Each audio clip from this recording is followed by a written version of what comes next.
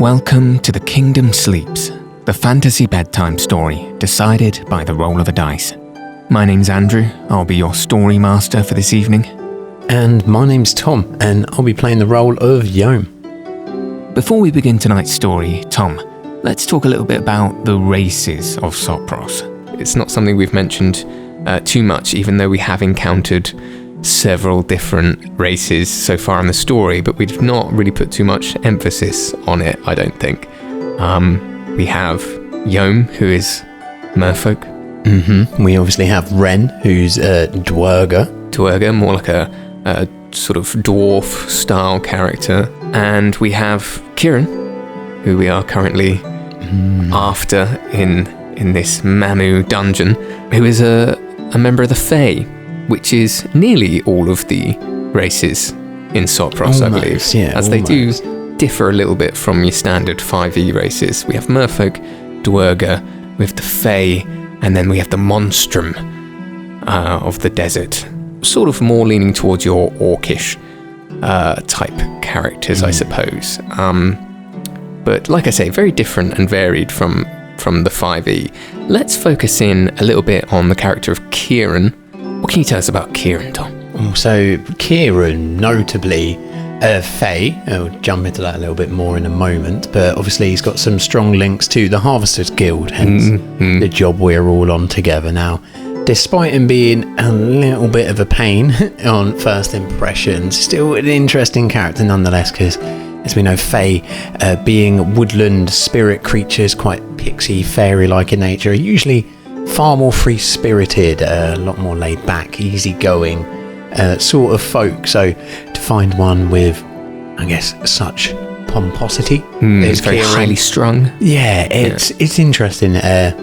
Indicates an interest in life, and I'm going to try and dig a little bit deeper into that if we can get past that brash exterior. Indeed, I think that might be something worth pursuing.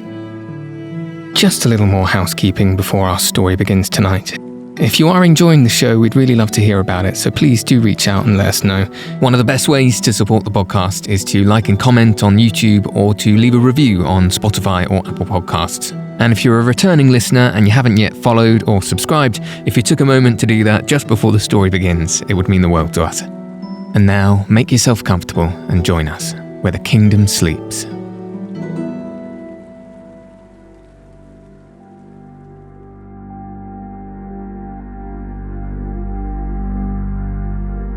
So Yohm, it was some hours ago that you entered into the mouth of this Mamü creature, searching after Kiren, who was recently swallowed by its gigantic tongue. And you found yourself in this otherworldly environment and have been traversing through this somewhat labyrinthine, almost jungle-like landscape, making your way through hidden passageways, passing through mirages, winding up staircases, going through alleyways, across tropical forests and icy rivers, all in search of this disrespectful young man whom you've taken it upon yourself to rescue from what you believe is most likely quite a dire situation. And then, having traversed through this new and strange jungle, you find that Kiren has indeed been taken away by these strangely behaved Mamü, and he seems to be imbued with this mania, this strange, almost drunken arrogance as he sits upon a wooden throne surrounded by reptilian-like Mamü who dance in front of him and bang on drums, almost parading for him as he waves his hands in the air. And upon having found him, you decide to take the trusty bright stone gifted to you by Ren before entering into the Mamü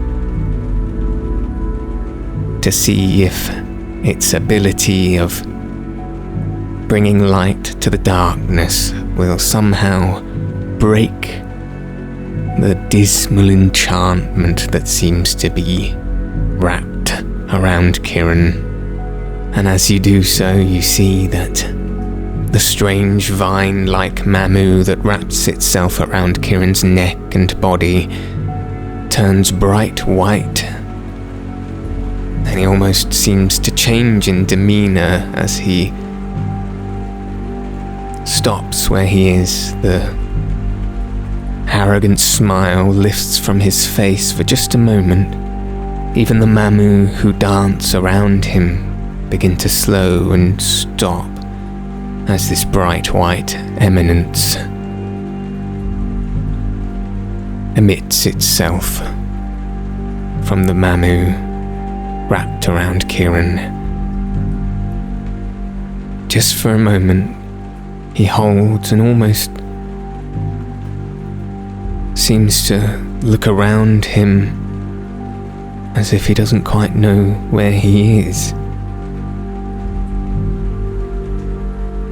Until suddenly, his eyes, scanning the forest, lock with yours.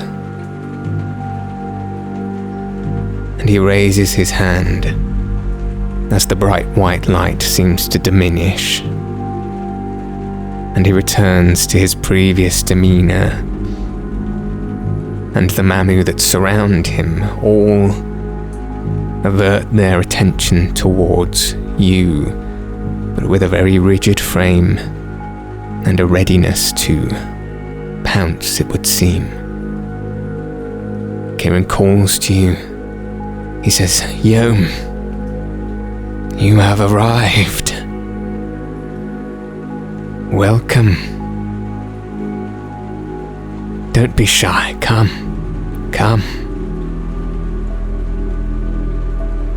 And as you sit there on the edge of the brush,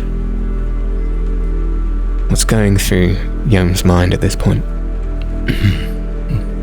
Panic rising, the heart fluttering, trying to just fight that initial fight or flight reaction. And Yohm decides to double down, and he just walks forward. Kiren, of course. What is this hospitality? I expected better from a Fae. He takes another deep gulp as he steps forward, closer to the man who's almost a friend. And as you step forward, Kiren's somewhat cynical smile begins to creep more tightly across his face, and he says, "Oh, of course, where are my manners? Please, take a seat." And as he says so, two of the Mamü come together very quickly behind you, rushing their arms together, and they almost in that moment fuse into one being that has an arch between its arms and almost props those arms underneath your legs so as to force you into a seated position. Possess such mastery over the Mamü. Why didn't you tell me? They are my subjects now. Well, I've always known that I had a certain gift, a certain knowledge for these Mamü creatures, but it is clear that they have chosen me as their king.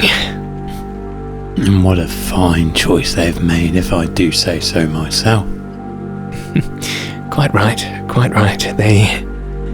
They recognize my brilliance You see, if only my father could see me now. To think he was going to pull me from the guild. To think I feared his disapproval. And look at me. A king of the dreams that rule this land. I rule them. Who needs that approval now? Quite right. Quite right, Yohm. So, King of Dreams, what do you wish for this land of yours? Where do you see to take it? I have my subjects.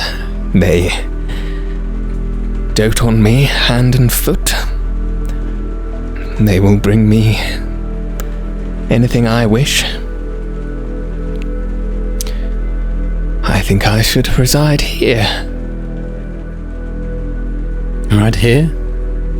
On your lonely throne? Lonely? Who is lonely? Look at all my loyal subjects. Loyal they may be, yes, but the mind wants for more, Kiren. You want for more, no? Now you have all this power. Why stop here?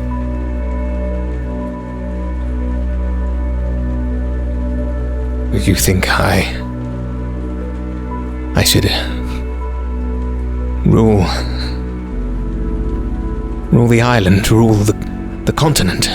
You could change the very realm we walk upon.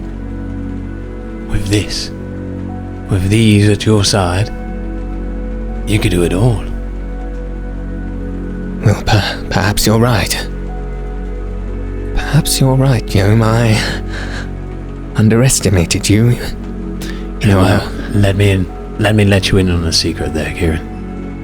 I didn't just take this job for marks. Now, you know, I mentioned, you may have heard the other night I had a strange dream. I don't recall. No, well, in the time, I admit it was most peculiar, but now it makes a lot of sense. I was urged to accompany you, to see you safely to your destination. Now, at the time, I thought it was just the dig site, but now I see, I know precisely where to take you, yes. To your destiny, Kiren. Will you come with me to your destiny? And I slowly raise from my forced seat and walk over to him gently with a hand outstretched, welcoming him to join me. As you raise yourself from your seat, the first thing you notice is that the Mamü that stand around are very keen to enclose upon you as you stand, and they don't quite approach you, but they still have that rigid stance, staring at you keenly, remaining close. And as you take those steps forward and put your hand out towards Kiren, you can see his eyes flutter to your hand, back to your eyes and to your hand, and the smile across his face begins to tighten and his lips begin to purse. And as his fingers gently almost come towards your palm, he pulls away and he says, "I think you mean to trick me, Yohm. I think you mean to take this away from me. I am king here. I am safe here." And as he says this, you can now really see the dark blackness in his eyes have come into full prominence, and his pupils almost seem to disappear, and the whites of his eyes go away as this inky blackness consumes him. I drop to a knee right before him, inches away with my head, bow down low. My king, I mean no disrespect. I wish to see you to your fullest, your greatest potential. If only you'd let me. Please, please take this as a token. It would mean so much to me. And appreciating the situation he's in, now Yohm is going to mutter, possibly for one last time, as his head is bent down low, a knee to the floor. He's going to whisper into himself and into that bright stone all the vigour he can muster in his heart. Illuminate. And he is going to just throw it straight into the sky and run as fast as his hobbled legs can take him into the way of the once lit up vine, heading off into the distance in front of him.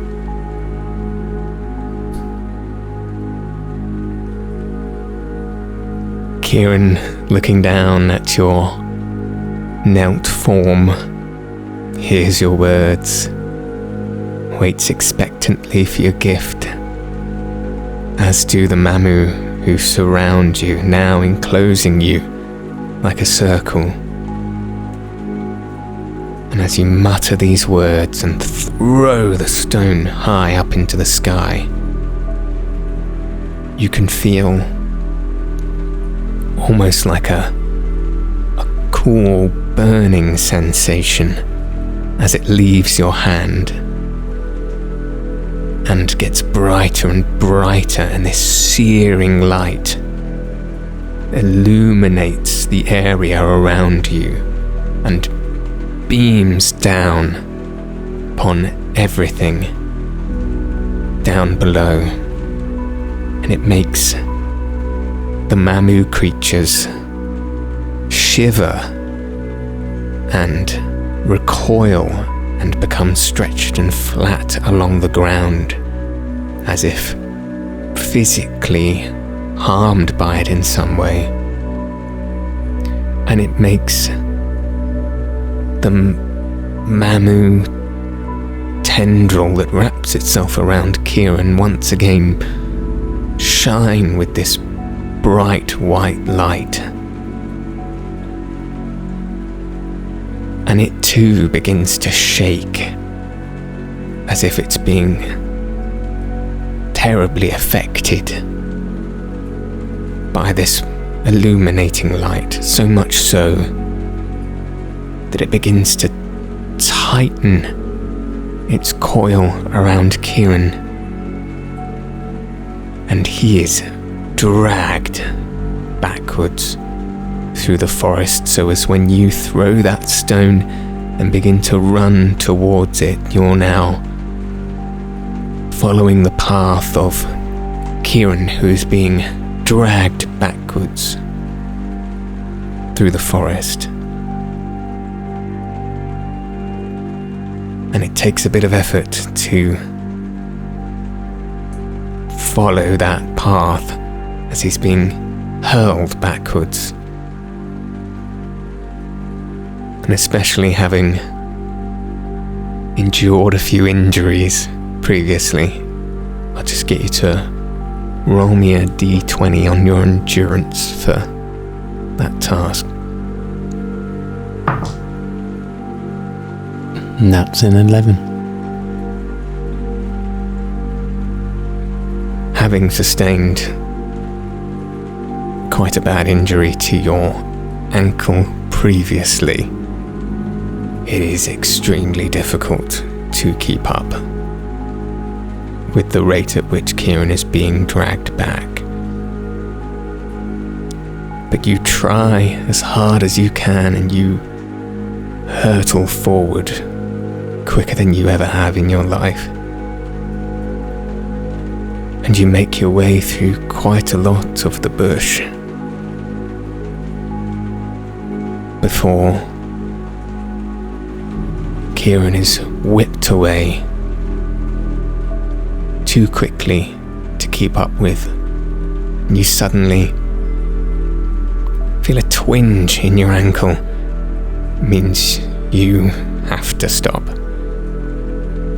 As you see Kiren being dragged through the forest right in front of you, heading in the direction of the huge stone column that you'd seen once before.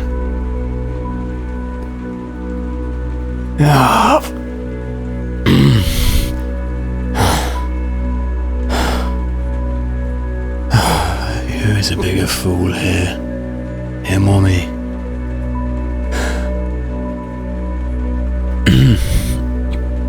I look around and I just see if any of those smaller Mamü are giving chase as well. I hear any sounds coming after me from where I just came from.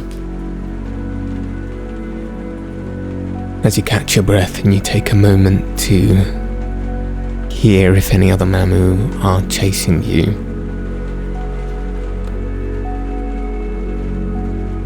there doesn't appear to be anything surrounding you just as yet, but you can hear gentle creeping and rustling in the bushes to your left and your right. Seems like something might be working its way along the underbrush, but obscured by these large canopies of bracken leaves. You can't quite see what it might be. Oh, curse me more. I muster up my strength and grab my staff and try and clamber back up to my feet and prepare myself for whatever this dream has to throw next at me.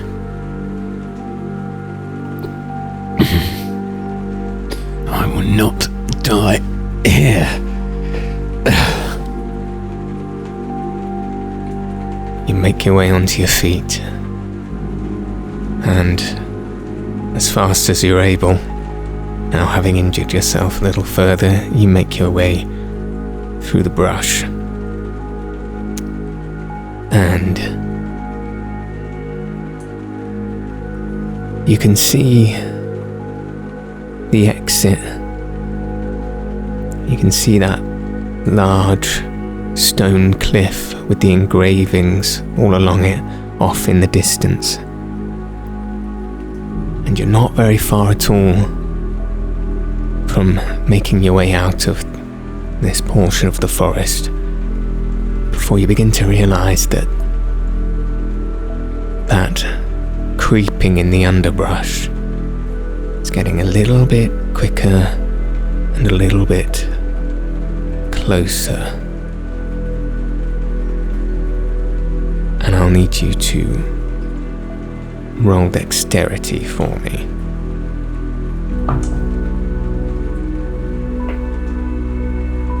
That's going to be a 6.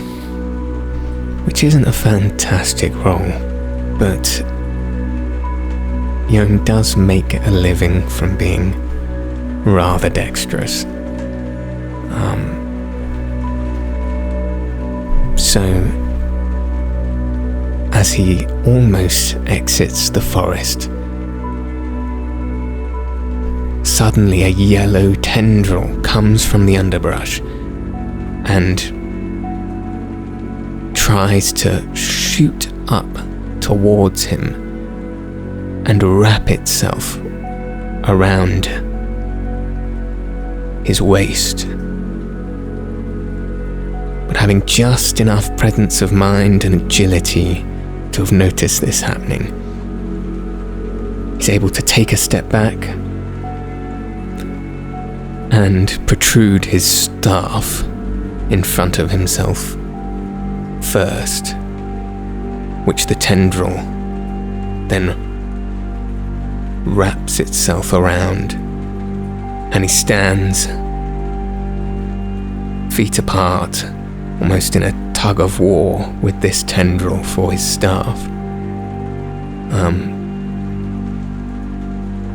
Would Yohm like to do anything before I get him to roll a strength on that?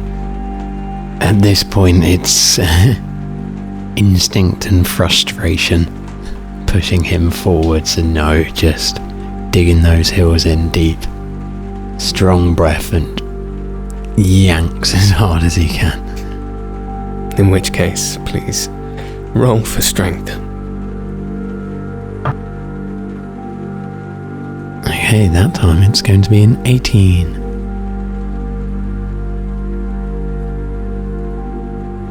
Somewhat startled, very frustrated, and done with the strange behaviour of the Mamü in this place, filled with a desperate urge to find Kiren and leave as soon as possible, Yohm digs deep and finds all the strength within him to yank his staff back away from this surprisingly strong tendril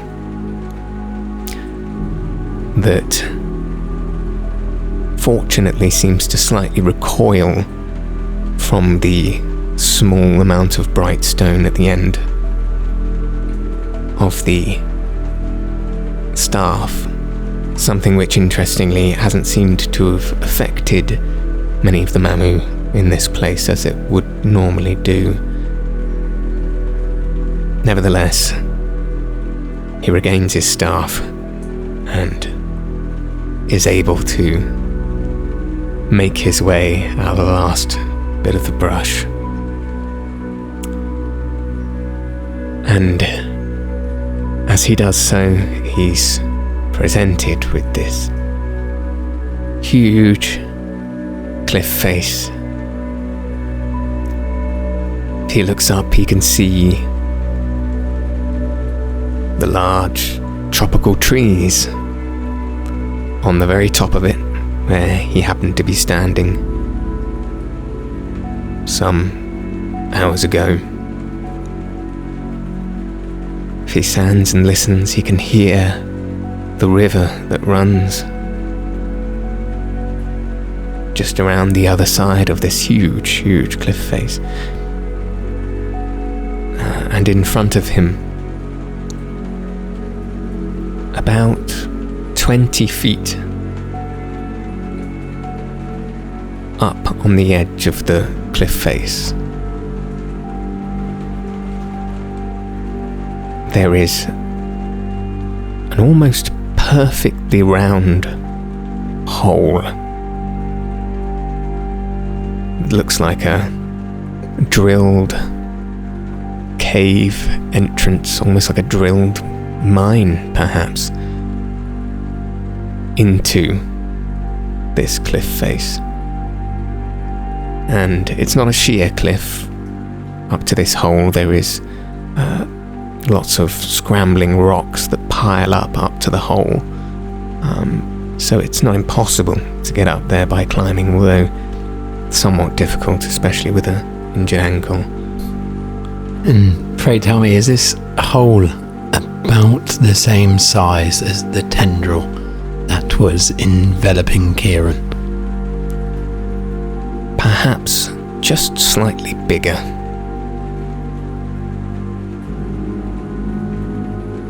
Well, before proceeding any further, I think Yohm's actually going to just slump himself down onto his rump, back against as much of the wall as he can for a moment, and just pause and breathe. The panic is getting to him. The strangeness of this place is building up, and his usual tricks, I guess, his usual tools to solve problems such as these just aren't really working in the same way he's used to. So he needs to remind himself why he's here, why he stepped in front of a giant snake-like creature to begin with. And that is because someone needs help. And it doesn't matter what else is going on. The strangeness with the Mamü, the creatures borderline attacking him left and right, and the very fact that his own physicality seems to be failing him at every opportunity. He needs to put that aside and just focus. Someone needs his help. And with that mantra just going over and over in his head, trying not to forget it once more, he musters up one last smile, gets back onto his feet, looks up again, and thinks to himself, here we go again. And he puts his staff on his back, tightens his sack up as good as he can, stretches out his ankle, grimaces at the pain a little bit, and starts climbing. With that mantra in mind, Yohm begins to climb. I will get you to roll on acrobatics. Of course. And that's going to be a 15. And with a 15, taking his time, Yohm does manage to reach right up to that small circular entrance. The journey, having taken his breath away a little bit, was a little tougher than he expected. Nevertheless, he's made it, and now he's there. You can see that the hole is just about big enough for him to crawl through, but not much wider than that. And as he looks dead into the hole, all he can see is this vague yellow illumination in the very back of the hole. And once again, hear this strange, almost song-like whimpering that he heard a few times before since being here, as it echoes along the edges of this circular tunnel.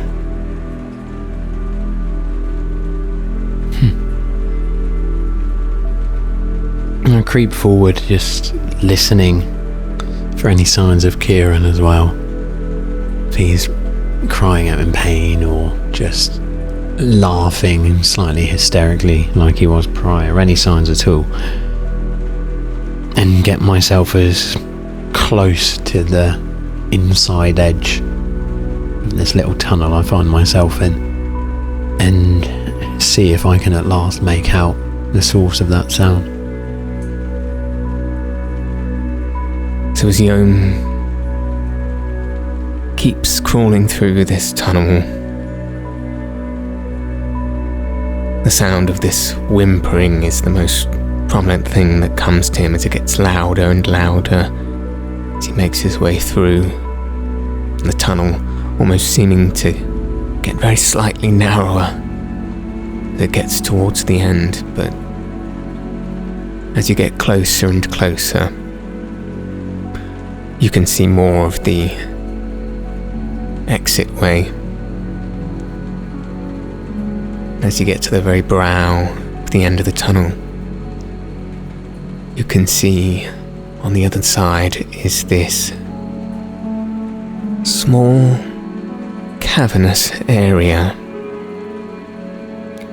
and directly running through the middle of this cavern is a river of glistening liquid, much like you'd seen before.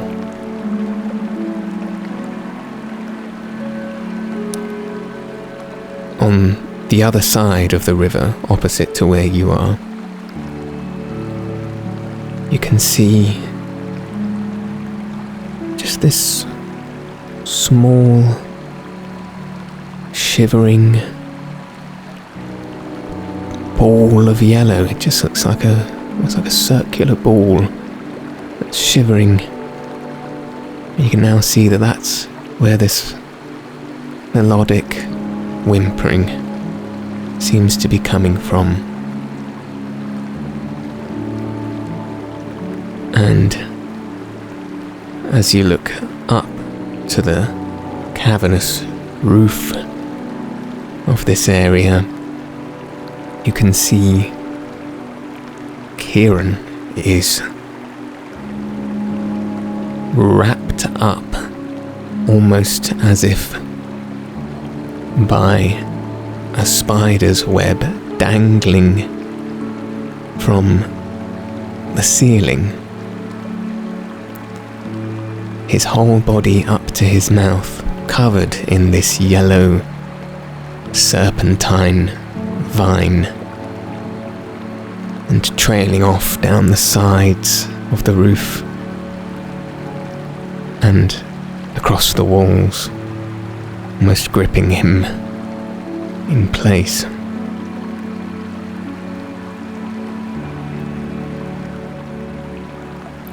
Oh, my heart longs for the pitiful cries of that creature again, like instinctually so. Just a strong paternal instinct comes over Yohm when he hears it, and a need to help once more envelops him. Seeing the state of Kiren, he knows whatever's going on up there, that's not going to change for a moment at least, and frankly there's nothing he can really do about it right now. So instead, he's going to try to get down as quickly as he can, to be honest, and try and shelter this little creature, offer it warmth and just kindness.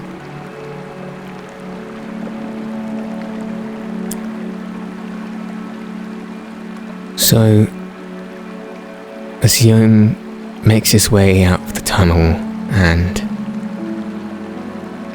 climbs down the very short sort of ladder of stones that lead to the ground floor of this cavern,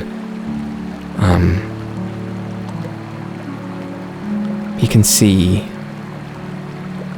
this creature in need of help in front of him across the river.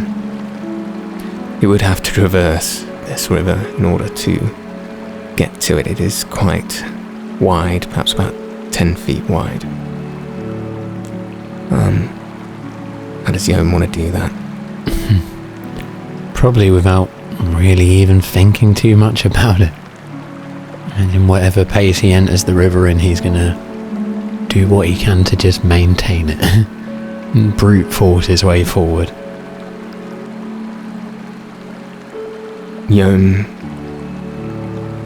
in which case, enters into the river and notices that the current is somewhat calmer here. And whilst it still takes some struggle to get across and fight it, it's not too much trouble to get to the other side. Almost feeling a little bit more of his merfolk instincts in the water coming back. And as he pulls himself up on the other side and is now just feet away from this creature, you can see that the whimpering begins to get more intense, and it curls itself up into a tighter ball, so it looks even smaller than it did before, as you just stand a few feet away.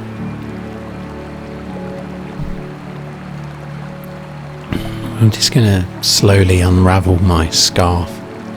It's quite a large scarf to protect me from the desert wind, and furl it into my hands, and then just slowly but sternly, I suppose, just go to embrace this small creature, and again, if need be, quite forcefully. Well, not trying to hurt it, of course, not trying to restrict it too hard, but to fight through that panic, to really show it that I am not its enemy.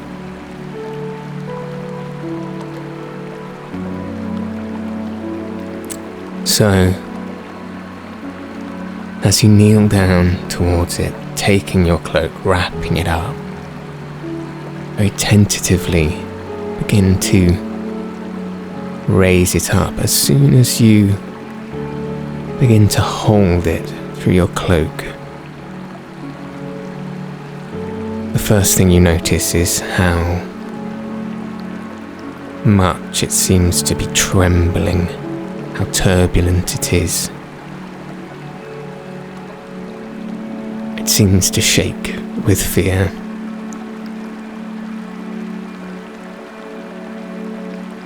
As you bring it up to yourself and you hold it there, as you say, just trying with all of your essence to impart to this creature that you are there to help.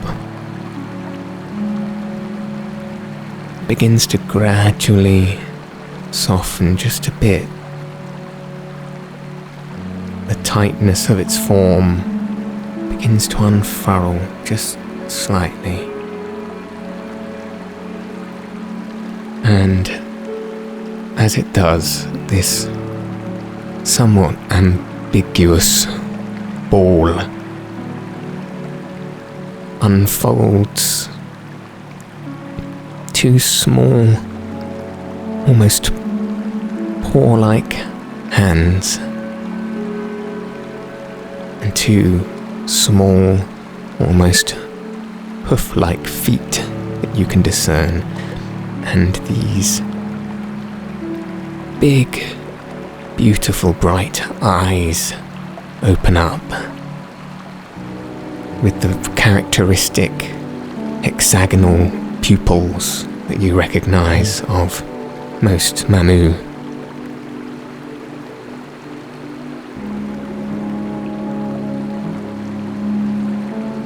You look into its eyes, and it looks into yours.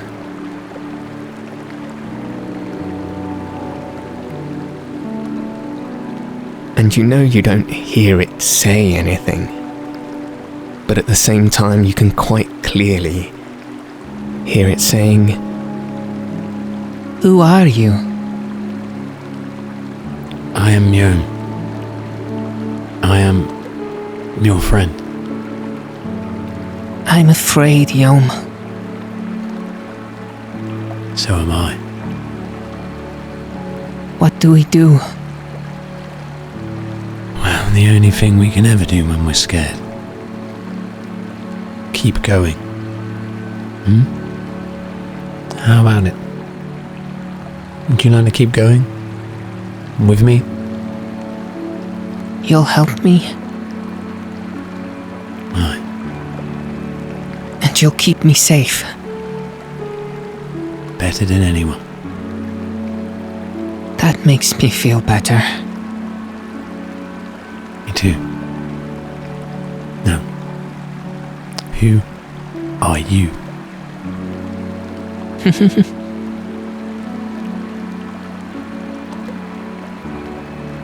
And you can see its whole form begin to tighten just a little bit, but then fully unfurl into what you recognize to be almost a teddy bear-esque creature with hoofed feet, cute little paws, a snouted nose, and these coral-like antlers that protrude from its head. Now shining bright yellow. He looks into your eyes and says, I am Tonto. Well, Tonto, aren't you just the most magnificent Mamü I've ever laid my eyes on? I'm very glad to meet you, Tonto. Oh, I'm glad I met you too. and as Tonto begins to shine and shine, the gleam of this bright warmth that now comes from Tonto almost dazzles your eyes for a moment, and in a blink you're no longer in a cave. You're no longer surrounded by this dense jungle forest. You are standing right in the middle of the desert sands, with the bright bluish purple sky above you. You can feel the sand at your feet and the wind rushing across you. And you can see the miners' encampment just a little off ahead in front of you, while Tonto sits in your arms. And it appears Kiren lays on the ground, unconscious, at your feet. Tonto, you'll never believe the dream I just had. Really? Tell me about it. Oh, well, when we find our friends, eh? We have friends? Oh, yeah. Not too many, but they're golden. You'll like them. If you want to meet them, that is. There's a whole lot of sand out here to see. You can take your pick. I'll just go where you go. For now. But